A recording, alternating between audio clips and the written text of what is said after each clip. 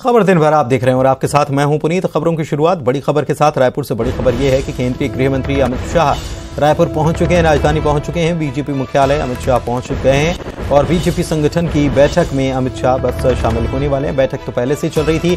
अमित शाह पहुंचे हैं और तमाम समितियां जो चुनाव को लेकर बनाई गई हैं उनकी भी बैठक लेने वाले हैं। इसके अलावा और भी कई नेताओं के साथ विचार और मंथन किया जाएगा। विधानसभा चुनाव की रणनीति पर कुल मिलाकर बैठक में चर्चा होनी है। कल कांग्रेस के खिलाफ आरोप पत्र भी पेश किया जाना है, तो इसको लेकर भी चर्चा होगी। इसके अलावा उनके कल के कार्यक्रम की बात की जाए तो खैरमाल, अर्जुंदा और सरायपाली, यहाँ पर 3 जगहों पर उनकी चुनावी सभा भी होनी है और विधानसभा चुनाव के लिहाज से उनका ये दौरा काफ़ी अहम होने वाला है। अमित शाह का 70 दिनों में ये छत्तीसगढ़ में चौथा दौरा है। बीजेपी की दूसरी लिस्ट पर भी संभवतः चर्चा करने वाले हैं अमित शाह। कोर कमेटी की बैठक लेंगे। अमित शाह ने इससे पहले 22 जून को दुर्ग में एक बड़ी सभा को संबोधित किया था और 12 दिन बाद 5 जुलाई को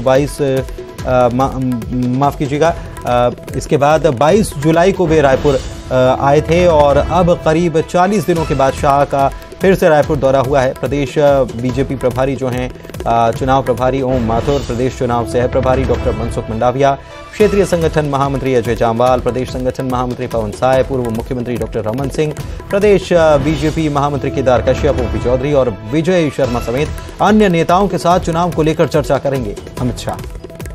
केंद्रीय गृह मंत्री अमित शाह एक दिन के छत्तीसगढ़ दौरे पर आए हुए हैं और अभी वो रायपुर एयरपोर्ट से रवाना हुए और इसके बाद में कुशाभाऊ ठाकरे परिसर में देर रात तक की बैठक चलेगी और इस बैठक में खासतौर पे पिछला जो लक्ष्य दिया गया था उस पर बात की जाएगी और इसके साथ ही कल वो दीनदयाल ऑडिटोरियम में एक कार्यक्रम में शामिल होंगे जिसमें कांग्रेस को लेकर आरोप पत्र बीजेपी प्रस्तुत करेगी और इसके साथ ही अलग अलग जगहों पे वो सभाएं भी लेंगे। जाहिर तौर पर पिछली बार भी अमित शाह जब आए थे तो टारगेट दिए गए थे, उसकी समीक्षा भी अमित शाह करेंगे और आने वाले समय में किन मुद्दों को लेकर बीजेपी सड़क पर उतरेगी, केंद्र सरकार की ऐसी कौन सी योजनाएं हैं जिसकी उपलब्धियों को लेकर डोर टू डोर जाया जाएगा और इसके साथ आने वाले समय में क्या मुद्दे छत्तीसगढ़ में बीजेपी लगातार उठाएगी, इस पर भी चर्चा होगी। साथ ही आने वाले चुनाव को लेकर रणनीति भी होगी। दूसरी सूची का भी लगातार इंतजार किया जा रहा है और ये कहा जा रहा है कि उनके जाने के बाद में वो दूसरी सूची भी बीजेपी की जो है वो आएगी और इसको लेकर भी कोशिश ये होगी कि ज्यादातर लोग ये कोशिश कर रहे हैं कि किसी तरीके से वो शक्ति प्रदर्शन कर पाए। कैमरा पर्सन राजन के साथ ममता लांजेवाल, न्यूज़ 18 छत्तीसगढ़। युगल तिवारी हमारे संवाददाता हमारे साथ बीजेपी दफ्तर से मौजूद हैं, सीधे उन्हीं के पास चलते हैं और समझते हैं कितना अहम है अमित शाह का ये रायपुर का दौरा। 2 दिनों का दौरा है, हालांकि अभी आज देर रात ही पहुंचे हैं, 10 बजे के आसपास पहुंचे हैं, लेकिन अभी बैठकों का दौर चलेगा और आज एक प्रकार से जिसे कहते हैं मंथन युगल होने वाला है और आज ही सब कुछ तय हो जाएगा। कल तो उनका कार्यक्रम जो है वो दिन भर सभाओं का और आरोप पत्र पेश करने का होगा। देखिए पुनीत, छत्तीसगढ़ में बीजेपी को करारी शिकस्त मिली थी। यही वजह है कि केंद्रीय नेतृत्व छत्तीसगढ़ की कमान संभाले हुए हैं और उसमें जो प्रमुख रणनीतिकार जिन्हें माना जाता है केंद्रीय गृह मंत्री अमित शाह हैं। बीजेपी के चाणक्य कहा जाता है। लगातार ये जो है यहाँ पर रणनीति बनाएंगे। अभी कोर कमेटी की बैठक है होगी, यही अनुमान लगाया जा रहा है कि लगभग 12 बजे तक ये बैठक है वो चलेगी। तो इस बीच तमाम जो कोर कमेटी के जो मेंबर्स हैं वो सभी मौजूद हैं और इससे पहले जो लगभग 40 दिन पहले अमित शाह आए हुए थे तो उसमें जो टास्क दिया गया था उन टास्क को किसने कितना पूरा किया है, 21 जो उम्मीदवारों की जो सूची घोषित की गई है उनकी क्या स्थिति है। कई ऐसे प्रत्याशी हैं जो मैदान पर उतर चुके हैं और वो चुनाव प्रचार भी उन्होंने शुरू कर दिया है।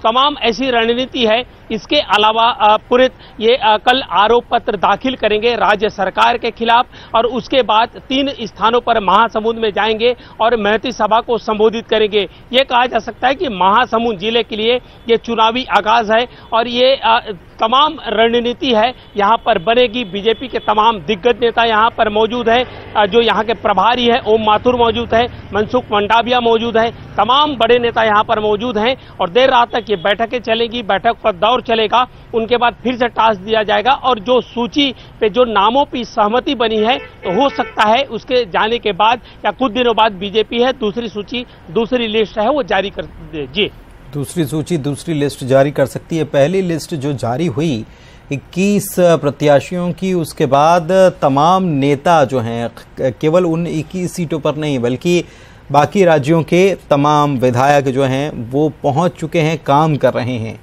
फीडबैक वहां से भी मिल रहा होगा युगल? जी बिल्कुल, देखिए यहाँ पर जो कोर कमेटी गठित की गई थी उनके तमाम छत्तीसगढ़ के बड़े नेता उसमें शामिल थे।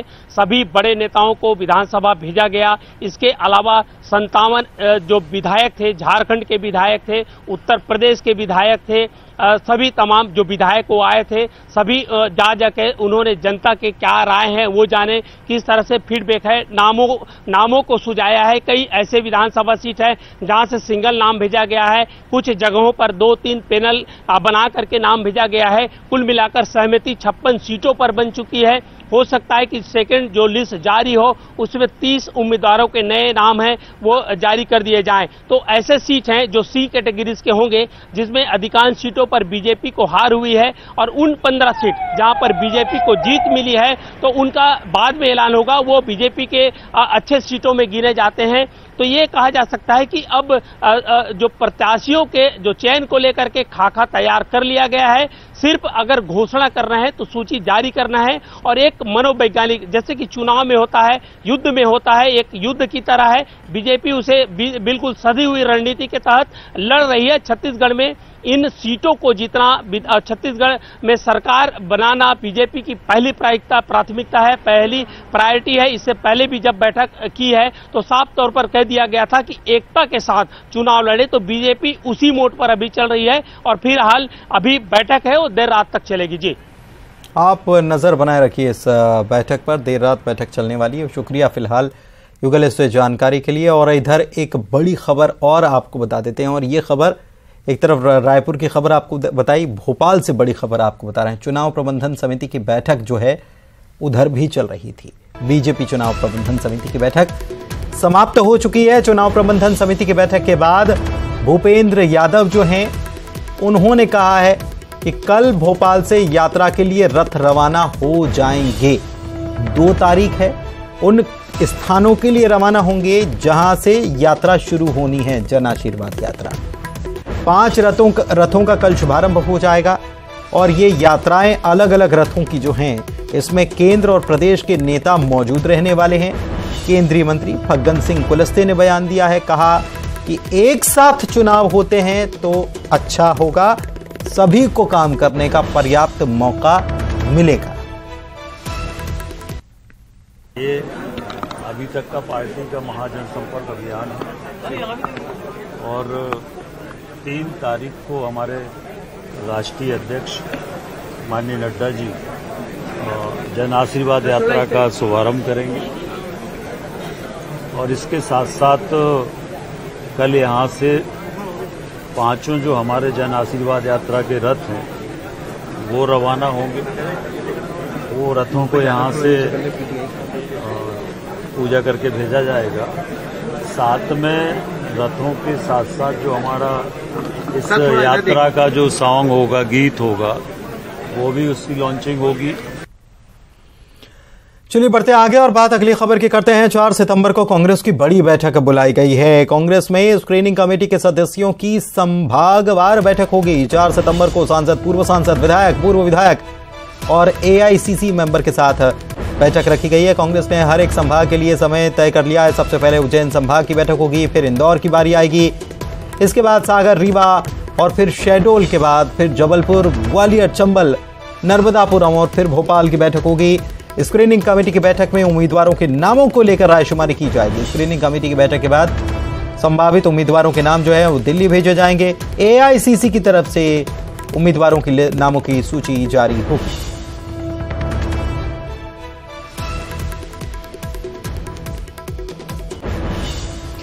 और बढ़ते हैं आगे, बात अगली खबर की करते हैं। रायपुर से बड़ी खबर यह है कि एक तरफ अमित शाह रायपुर में मौजूद हैं, और कल रायपुर राहुल गांधी भी आने वाले हैं। दोपहर 1:45 पर रायपुर पहुंच जाएंगे राहुल गांधी। राजीव युवा मैदान के युवाओं को संबोधित करने वाले हैं, और ये कार्यक्रम जो है नवा रायपुर के तूता में आयोजित किया जा रहा है। कार्यक्रम में मुख्यमंत्री शामिल होने वाले हैं। इसके अलावा प्रदेश प्रभारी, प्रदेश अध्यक्ष भी इस कार्यक्रम में मौजूद रहने वाले हैं। तो एक बड़ा कार्यक्रम, राहुल गांधी कल रायपुर आ रही हैं।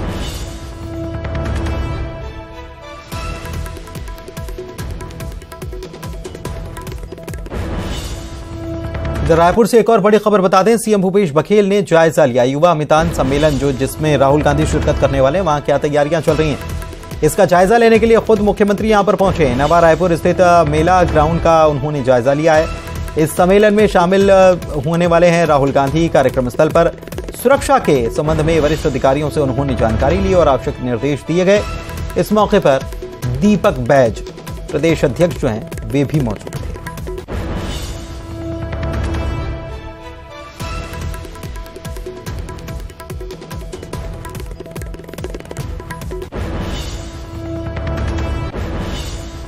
और छत्तीसगढ़ के दौरे के दूसरे दिन राष्ट्रपति द्रौपदी मुर्मू बिलासपुर पहुंची थीं, जहां राज्यपाल बिश्वभूषण हरिचंदन, मुख्यमंत्री भूपेश बघेल और केंद्रीय राज्य मंत्री रेणुका सिंह ने उनका स्वागत किया। इसके बाद राष्ट्रपति द्रौपदी मुर्मू रतनपुर के प्रसिद्ध मां महामाया मंदिर गईं और वहां उन्होंने मां महामाया की पूजा अर्चना की। मंदिर प्रबंधन ने राष्ट्रपति द्रौपदी मुर्मू का स्वागत किया। महामाया मंदिर के बाद राष्ट्रपति सेंट्रल यूनिवर्सिटी के दीक्षांत समारोह में शामिल हुई। गुरु घासीदास विश्वविद्यालय के 10वें दीक्षांत समारोह में राष्ट्रपति ने 2946 छात्र छात्राओं को डिग्री दी।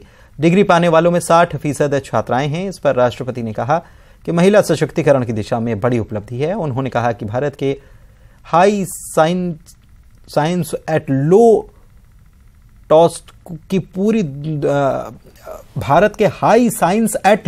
कॉस्ट की पूरी दुनिया मुरीद हो रही है, उसका लोहा मान रही है। इसके बाद राष्ट्रपति द्रौपदी मुर्मू ने बिलासपुर में अपना काफिला रुकवाया, स्टूडेंट्स को चॉकलेट्स बांटी। बच्चों को देख राष्ट्रपति सड़क पर रुकी भी और बच्चों से कुछ देर तक उन्होंने बातचीत भी की।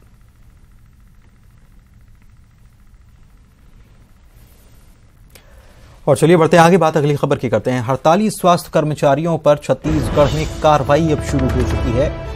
बर्खास्तगी की बड़ी खबर आपको बता रहे हैं। जगदलपुर और बलौदा बाजार में ये कार्रवाई हुई। कलेक्टर ने कार्रवाई की है। 296 स्वास्थ्य अधिकारी और कर्मचारी सेवा से बर्खास्त कर दिए गए हैं। 21 अगस्त 2023 से ये हड़ताल पर डटे हुए हैं स्वास्थ्य कर्मचारी। बलौदा बाजार में कलेक्टर ने कार्रवाई की है और 265 तृतीय श्रेणी कर्मचारियों को निलंबित किया गया है।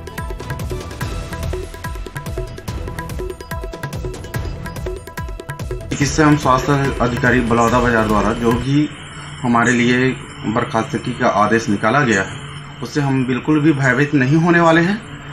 आगे भी हम लोग लड़ते रहेंगे और जब तक कि हमारी मांगे पूरी नहीं होगी तब तक के हम हड़ताल में सम्मिलित होंगे। और हमारे साथियों को भी डरने की जरूरत नहीं है। इस बर्खास्तगी से हम डरने वाले नहीं हैं, हमारे साथी भी डरे मत और आगे बढ़ते रहें। हमारी मांग पूरी जब तक पूरी नहीं होगी तब तक के हम हड़ताल में रहेंगे। और जैसा कि हम इस बात की संभावना जता रहे थे कि दूसरे जिलों में भी कार्रवाई हो सकती है इसी प्रकार की, तो कांकेर से भी खबर आ गई है। यहां पर जिले में 568 संविदा स्वास्थ्य कर्मचारी जो हैं वो बर्खास्त कर दिए गए हैं। 21 अगस्त से ये हड़ताल पर डटे हुए हैं और बड़ी कार्रवाई यहां पर देखने को मिली। 2 बार जिला प्रशासन ने इन्हें नोटिस जारी किया था काम पर लौट जाने के लिए, और काम पर नहीं लौटने पर कलेक्टर ने ये कार्रवाई की है और बर्खास्त इन्हें कर दिया गया है। और बड़ी संख्या इन कर्मचारियों की है। 568 संविदा स्वास्थ्य कर्मचारी बर्खास्त कर दिए गए। काम पर 2 बार नोटिस देने के बावजूद ना लौटने की वजह से कलेक्टर ने कार्रवाई की है। और बढ़ते आगे, राजधानी में 2 युवतियों से गैंगरेप से सनसनी मच गई। दोनों सगी बहनें थी, रक्षाबंधन के बाद महासमुंद से लौट रही थी और 2 युवतियों के साथ हवस हैवानियत की गई है। युवतियों के साथ आ रहे लड़के की पिटाई भी की गई और 10 लड़कों ने दोनों युवतियों के साथ गैंगरेप किया। इसके बाद युवतियों ने मंदिर हसौद थाने में वारदात की खबर की, जिसके बाद पुलिस में हड़कंप मचा। आनन फानन में पुलिस की टीम बनाई गई और आरोपियों को पकड़ लिया गया। कुछ ही घंटों के भीतर सभी आरोपी गिरफ्तार कर लिए गए। मंदिर हसौद थाना में कल रात में 1 बजे एक युवती आई और उसने एक रिपोर्ट दर्ज कराई कि वो अपनी बहन और अपने मंगेतर के साथ में राखी त्यौहार मनाकर वो छतौना तरफ से आ रही थी। भानसोद जब क्रॉस की थी उसके आगे कुछ लड़के मिले और उनके ऊपर छींटाकसी की, तो इन लोगों ने इसको इग्नोर किया। आगे बढ़े कुछ ही दूर गए थे, 1-2 किलोमीटर के आसपास, तो वहां पर 3 लड़के बाइक में सवार थे। उन लोगों ने इनको रोका। जांजगीर चांपा से खबर आपको बता रहे हैं, शराब पीने से 2 लोगों की मौत हो गई। ये अमोदा गांव के रहने वाले लोग बताए जाते हैं और जहरीली शराब पीने की आशंका जताई गई है। गांव के कोची से इन्होंने शराब खरीदी थी।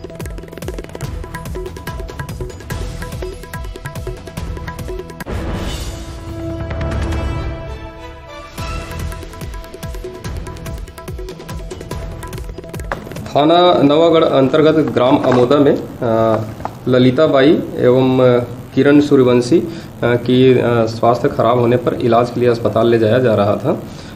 अस्पताल लाने पर डॉक्टर द्वारा उनसे दोनों को मृत घोषित कर दिया गया। अभी मर्ग जांच की जा रही है। जो भी पोस्टमार्टम रिपोर्ट और मर्ग जांच में आए कथनों के और अन्य साक्ष्यों के प्राप्त होगा उसके आधार पर। इधर जांजगीर चांपा में शराब पीने से हुई मौत पर नेता प्रतिपक्ष नारायण चंदेल ने हमला बोला है और कहा है कि प्रदेश में सरकार के संरक्षण में अवैध शराब का कारोबार चल रहा है।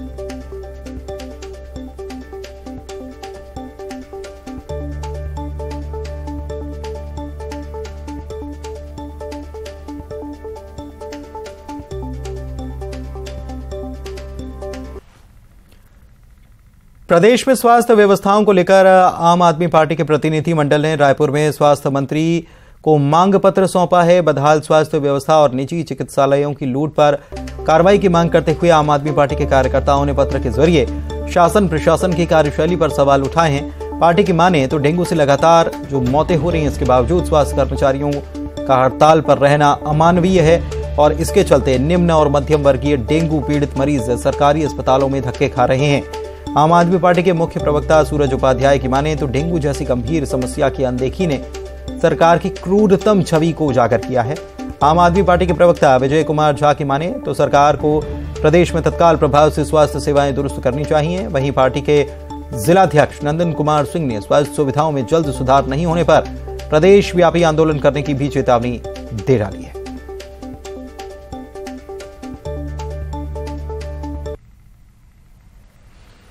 और इसी के साथ खबर दिन भर के इस बुलेटिन में फिलहाल इतना ही। नमस्कार।